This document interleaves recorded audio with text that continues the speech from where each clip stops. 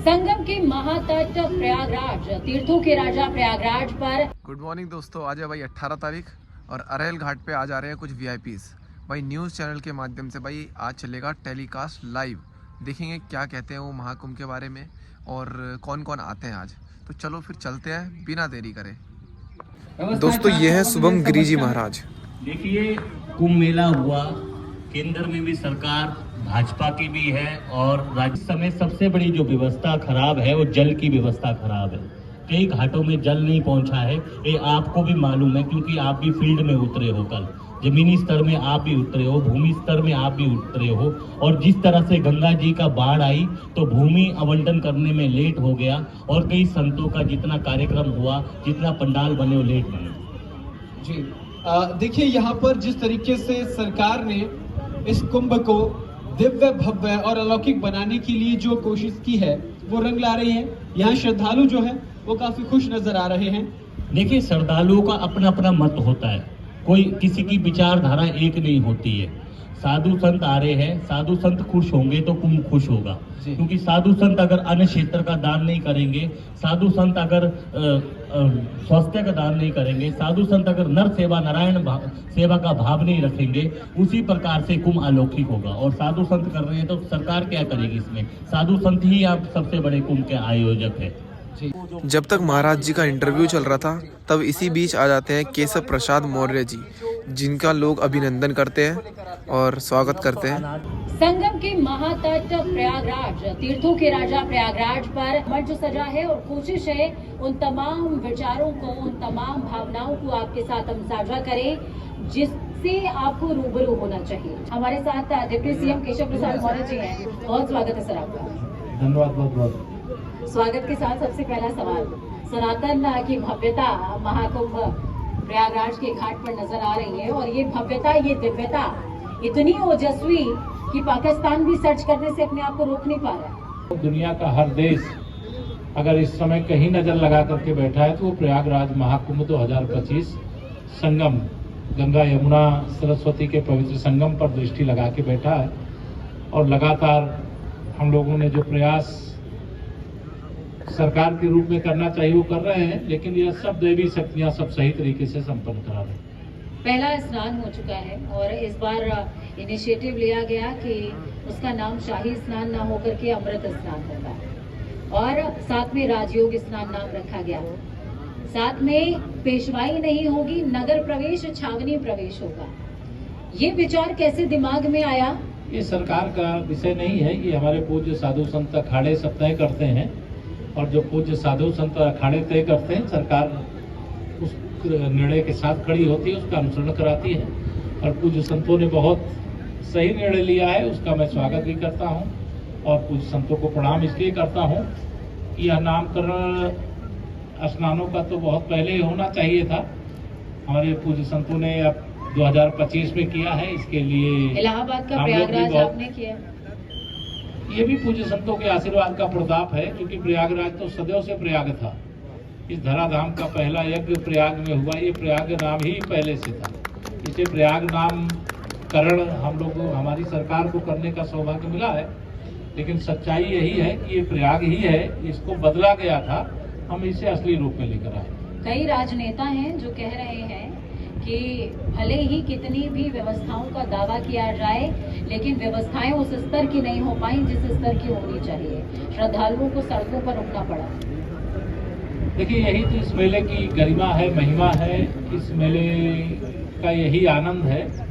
लोग सड़क पर भी रुकते हैं, पंडालों में भी रुकते हैं, रैन बसेरों में भी रुकते हैं, शहर में भी रुकते हैं, मेला क्षेत्र में भी रुकते हैं। उस अलौकिक आनंद का जो विघ्न संतोषी लोग हैं, जो विरोध कर रहे हैं इस प्रकार से, जिनको दृष्टि दोष है, जो इस प्रकार से देखते हैं, वह अपनी दृष्टि दोष को सुधारें।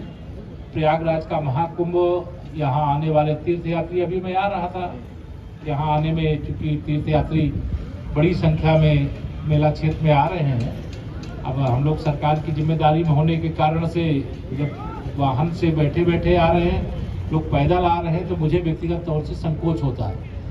अब मैं फ़ोन करके कहने वाला ही था कि आज के कार्यक्रम में छोड़ दूं क्या और कहीं कर लूं, लेकिन चूँकि कार्यक्रम का समय निर्धारित था इसलिए मैं कार्यक्रम में आया हूं। लेकिन यह जो लोग भी इस रूप में देखते हैं उनको दृष्टि दोष है, उनको मानसिक रोग है, उसका वह इलाज कराएं या तो आकर के यहाँ पे डुबकी लगावें, तो उनको तमाम प्रकार की जो विकृति है उससे उनको मुक्ति मिल जाएगी। कुछ राजनेता कहते हैं डुबकी वो लगा रहा है जो पापी है, जिसने पाप किया। संगम तट पर वो पहुंच रहा है जिसने पाप किया। ये आस्थाओं का अपमान है, ये भावनाओं का अनादर है, और इस प्रकार की भावना रखने वाले, और जिनका आप नाम नहीं ले रही हैं, लेकिन मैं जानता हूं श्री अखिलेश यादव जी इस प्रकार का बयान दिए हैं। 2013 में जब वह मुख्यमंत्री थे, मैं विधायक था, यहाँ प्रयागराज का महाकुंभ संपन्न हुआ था। उस समय की अव्यवस्था अगर उन्हें याद नहीं है तो पीछे के वीडियो निकाल करके देख ले। दुर्घटनाओं से लेकर के अनेक प्रकार की समस्याओं का सामना हमारे पूज्य संतों से लेकर के कल्पवासियों से लेकर के तीर्थयात्रियों तक को करना पड़ा था।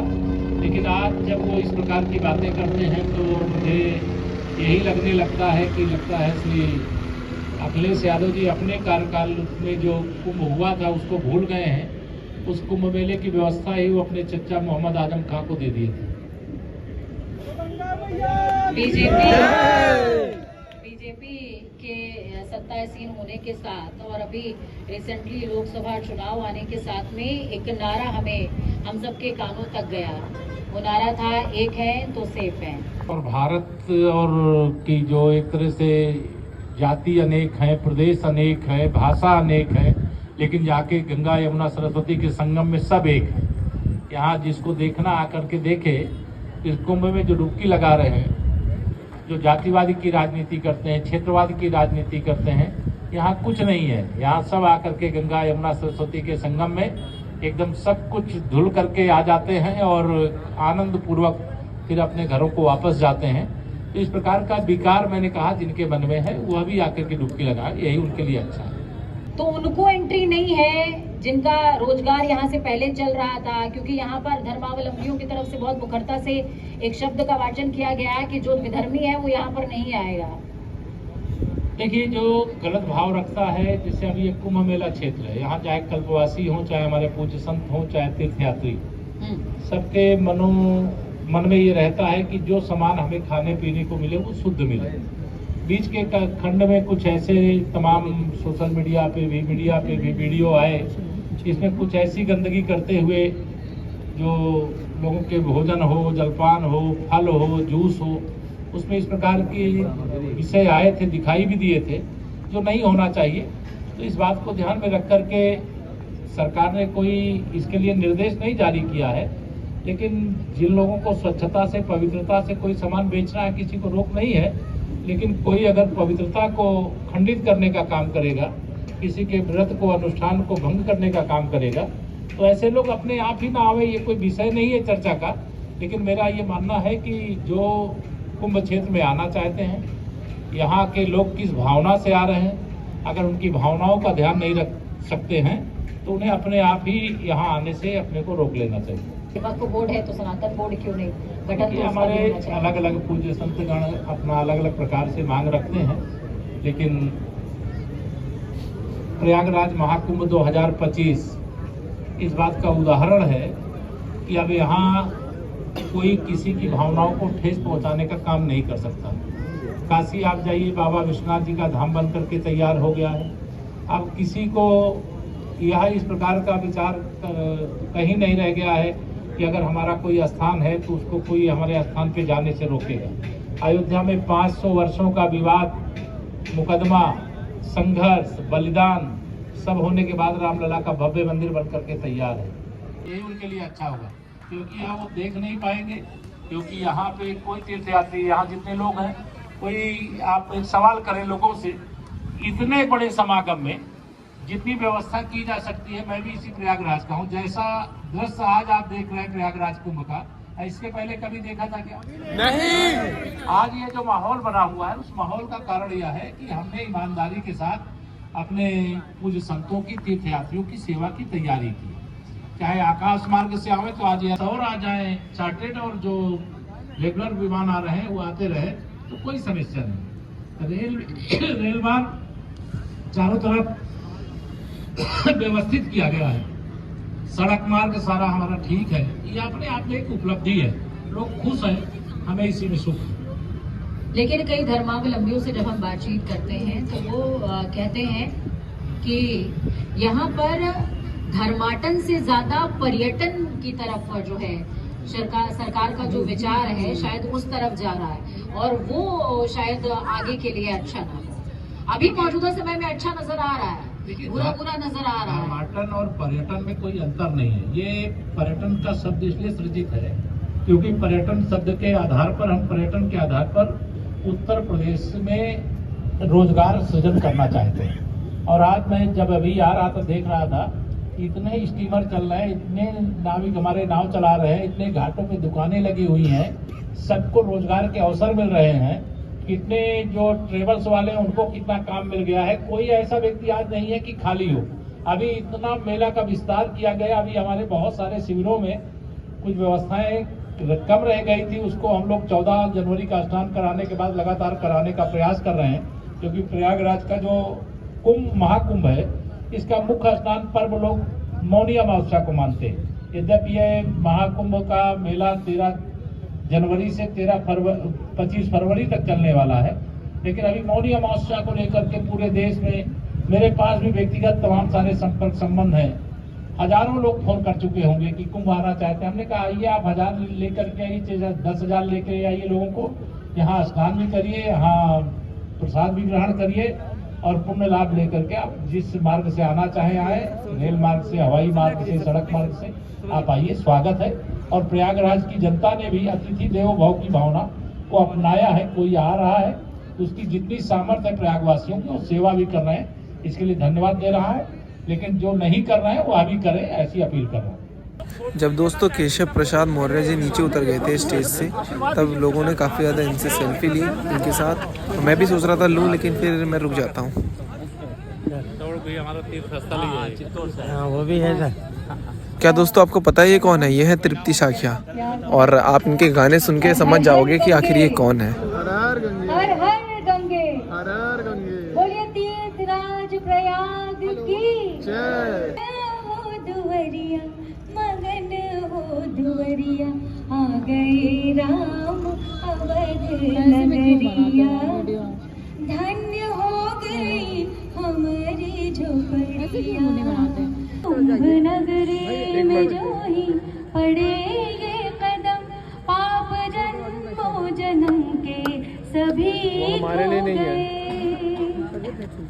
मैं चाहती एक बार जोरदार। चलिए धन्य कुंभ प्रयाग, पुण्य पाने चलिए, धन्य कुंभ प्रयाग, पुण्य पाने चलिए। कभी शाम बन के चले आना, प्रभु जी चले आना, कभी राम बन के, कभी श्याम बन के चले आना, प्रभु जी चले आना।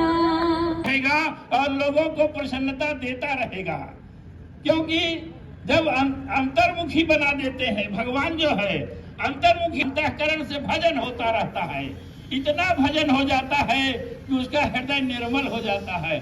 तो निर्मल जन मन सोई मोय पावा, तो निर्मल मन में भगवान का निवास हो जाता है और वो प्रसन्नता देने लगता है, कभी चुकता ही नहीं है। गीता में लिखा है, प्रसादे सर्व दुखानाम हरत रस्यो बजायते। प्रसन्नता रूपी प्रसाद जो है कभी चुकता नहीं है। इसके संत महात्मा और जो भी ऋषि मुनि हैं वो बांटते रहते हैं। महादेव का जैसे हमारे लिए हम कहना चाहेंगे कि हम सुबह 4 बजे उठकर अपना जो कार्यक्रम है वो चालू करते हैं, माला जपना, अभिषेक करना, तो हमें 3 घंटे लगते हैं इस पूजा में, और बहुत अच्छी तरह से पूजा करते हैं और पूरे देश और दुनिया के लिए महादेव से आशीर्वाद मांगते हैं कि मेरा देश खुश रहे, अच्छा रहे। गुरुमा, कुछ साधु जो हैं वो अपने ही सनातन में आपके किन्नर अखाड़े को लेकर कुछ टिप्पणियां करते हैं, उनके लिए आप क्या कहना चाहते हैं? जय श्री महाकाल। जो टिप्पणियां करते हैं हम उनको ये बड़े साफ शब्दों में कहना चाहेंगे कि किन्नर भी एक मनुष्य का ही रूप है। सर्वप्रथम किन्नरी धरती पे एक संत ऐसा है जो ईश्वर उनको आशीर्वाद के लिए इस धरती पर भेजता है किन्नर रूप में। किन्नर एक महादेव शिव और शक्ति का रूप है और उनका आशीर्वाद बहुत ही अच्छा लगता है। और जो साधु संत इस पर टिप्पणी करते हैं, मैं उनको लिए कहना चाहूंगी कि आप महादेव को अर्धनारीश्वर का रूप मानते हो या नहीं मानते हो? अगर मानते हो तो किन्नर किसका रूप है? हर हर महादेव। किन्नर महादेव का ही रूप है, तो उनको ऐसी टिप्पणियां नहीं करनी चाहिए। उनको तो और किन्नर की पूजा करनी चाहिए ताकि उनका भी आगे का जीवन सफल हो जाए। तो दोस्तों आज का व्लॉग आपको कैसा लगा? अच्छा लगा तो भाई सब्सक्राइब करो। वैसे आज का व्लॉग नहीं, आज का रिपोर्ट था, ये न्यूज़ था। तो चलिए आज सब्सक्राइब कर लीजिए अगर आप नए हो तो, और बाकी अच्छा लगा है तो भाई लाइक कर दो और एक कमेंट कर दो, लिख दो हर हर महादेव। ठीक है, मिलते हैं कल एक नए व्लॉग में, तब तक के लिए भाई सब्सक्राइब फिर से बोल रहा हूँ कर दो।